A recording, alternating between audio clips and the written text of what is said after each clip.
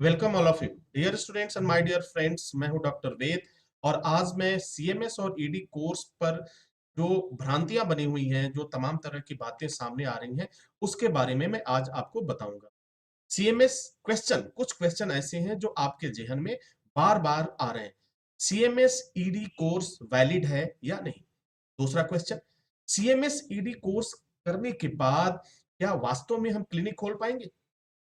CMS-CD को course करने के बाद क्या वास्तव में हम अंग्रेजी दवाइयों को लिख पाएंगे? सीएमएस-सीडी कोर्स कंप्लीट करने के बाद क्या हमारा एनओसी सीएमओ ऑफिस से मिलेगा? सीएमओ की निगरानी में हम कर पाएंगे? छापा तो नहीं पड़ेगा? हम जेल तो नहीं जाएंगे?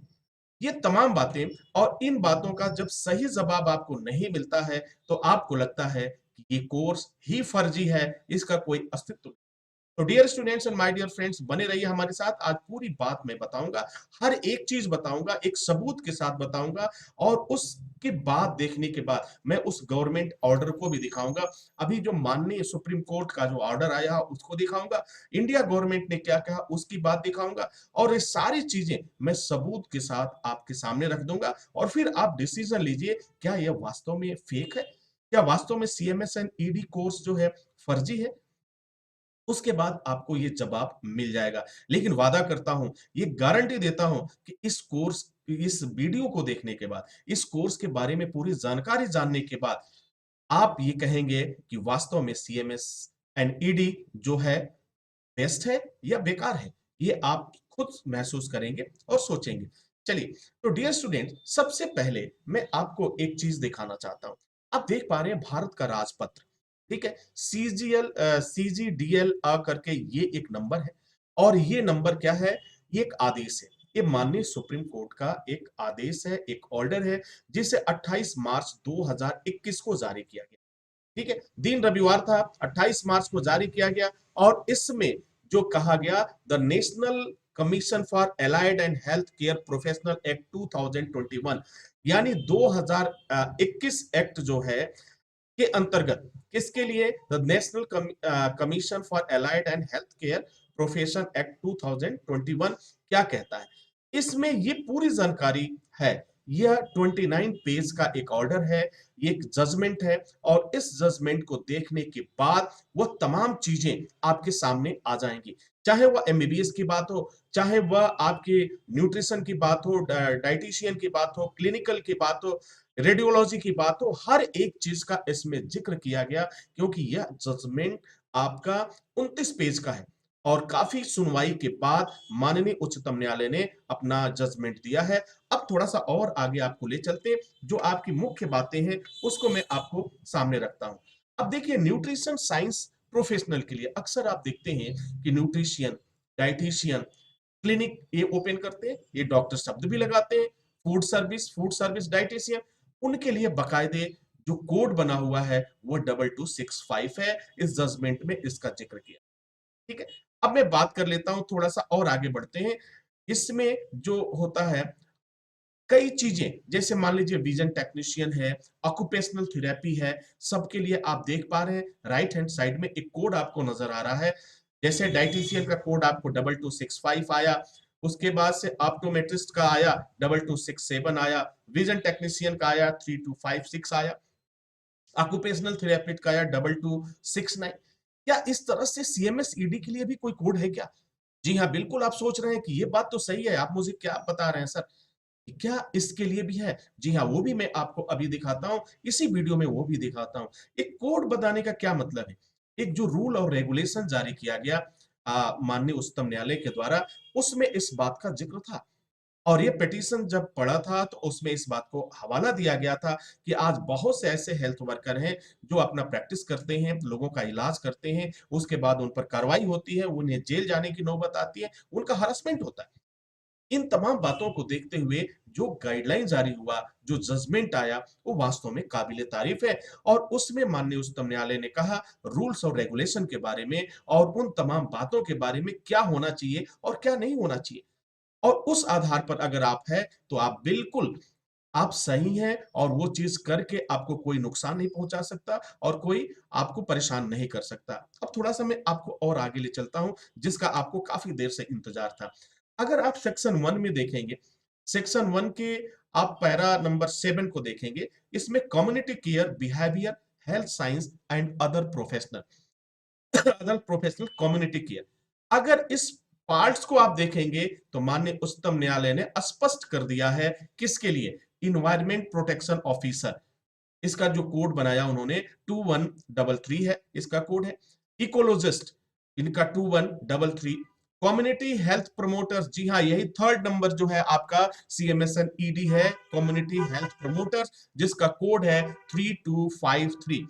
डियर स्टूडेंट्स, इसी के अंतर्गत आपका सीएमएसएन ईडी कोर्स है, जो 2 साल का कोर्स है, जिसमें ओपीडी, प्रैक्टिकल सारी चीजें हैं। अगर ये चीज सही है, अगर ये चीज सही है, तो फिर सीएमएसएन ईडी कोर्स फर्जी कैसे हुआ?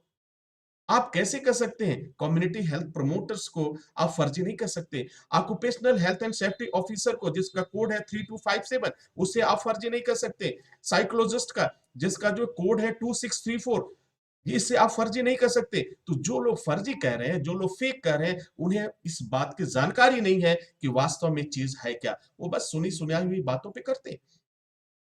लेकिन हाँ, इसमें community care, behavioural health sciences and other professional के लिए जो गाइडलाइन जारी किया गया, उसमें भी वो तमाम बातें बताई गई कि क्या होना चाहिए और क्या नहीं होना चाहिए।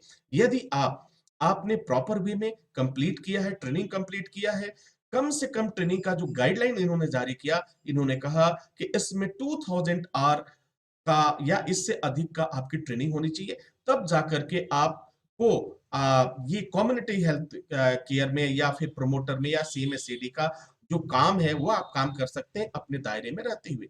लेकिन यदि आपने फर्जी कॉलेज से कर लिया, आपकी डिग्री की वैलिड नहीं है, आपका जिस कॉलेज से कर रहे हैं वो अप्रूव्ड नहीं है, तो फिर आपको दिक्कतों का सामना तो करना पड़ेगा। आज तमाम लोग ऐसे हैं कि बगैर अप्रूवल के, बगैर उनका कॉलेज, उस कॉलेज की मान्यता नहीं है, उस कॉलेज की मान्यता नहीं है, उस मेडिकल इंस्टीट्यूट की मान्यता नहीं है, और वो आपको कोर्स का सीएमएस और ईडी का सर्टिफिकेट उन्होंने जारी कर दिया। तो जब वो सीएमएस और ईडी का जारी करेंगे, तो निश्चित रूप से वह फेक तो होगा ही, फर्जी होगा ही है। वो कहीं उसकी मान्यता नहीं होगी, और सीएमओ क्या, उसका कोई मतलब ही नहीं है। कहीं कोई ना तो रजिस्ट्रेशन मिलेगा आपको, ना तो कोई एनओसी मिलेगा। हाँ, यदि आप एसएसटी इंस्टीट्यूट से सीएमएस ईडी आप कोर्स करते हैं, तो डंके की चोट पे आपको एनओसी भी मिलेगी, आपका हर चीज ओपन होगा, कहीं कोई दिक्कत नहीं होगा, आप प्रैक्टिस कर पाएंगे, लेकिन वो तमाम गाइडलाइन के थ्रू।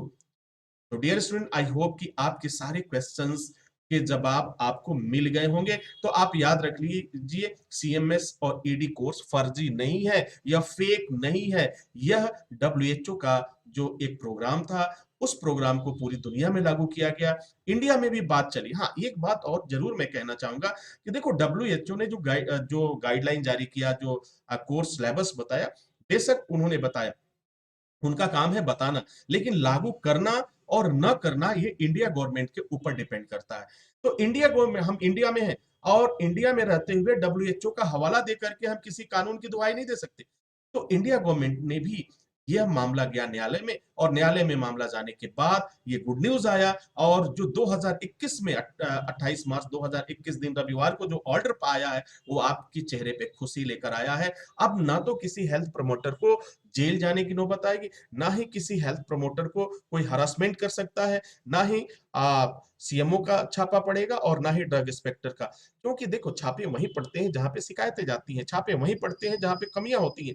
लेकिन अगर आपके अंदर कोई कमी नहीं है, बकायदे आपने इन्फॉर्म किया, बकायदे आपने अपनी डिग्री को शो किया, बकायदे आपने बताया, ट्रेनिंग किया, हर एक चीज किया, उसके बाद से सीएमओ क्यों रोकेंगे आपको? आपको क्यों कोई रोके? कोई, अब देखो, सीएमओ भी एक गाइडलाइन के तहत ही चल रहे हैं। ऐसा नहीं कि मनमानी वो कर सकते हैं। ये इंडिया है, और इंडिया में आपका संविधान लागू होता है, नियम लागू होता है, कोर्ट के ऑर्डर चलते हैं, न कि किसी व्यक्ति विशेष का है। अब इसके बाद कोई फर्जी कहे तो भाई ये उसका नजरिया है, लेकिन मैं आपको बोल रहा हूँ, बड़ी जिम्मेदारी के साथ बोल रहा हूँ कि सीएमएस और ईडी एक फर्जी नहीं है। ये कम्युनिटी हेल्थ प्रमोटर के अंतर्गत और इसमें आता है, जिसका कोड 3253 है, जो अभी हाल ही में जो ऑर्डर आया उसके आधार पर। इस तरह से अगर आप इसको और देखना चाहते हैं, 29 पेज का ये जजमेंट है, उस चीज़ को आप देख लीजिएगा, जिसमें रूल्स के बारे में बताया गया, गाइडलाइंस के बारे में बताया गया, कॉलेज के बारे में बताया गया और क्या-क्या होना चाहिए, जैसे क्या रजिस्टर होना चाहिए, कहाँ पे दर्ज होना चाहिए, किस तरह से एनरोल होना चाहिए, ये पूरी गाइडलाइन दिया गया है। तो ये चीज़ बिल्कुल सही है, अगर आपके मन में कोई सीएमएस और ईडी को लेकर कोई बात है, तो वो सारी बातें आपको निकाल देना चाहिए।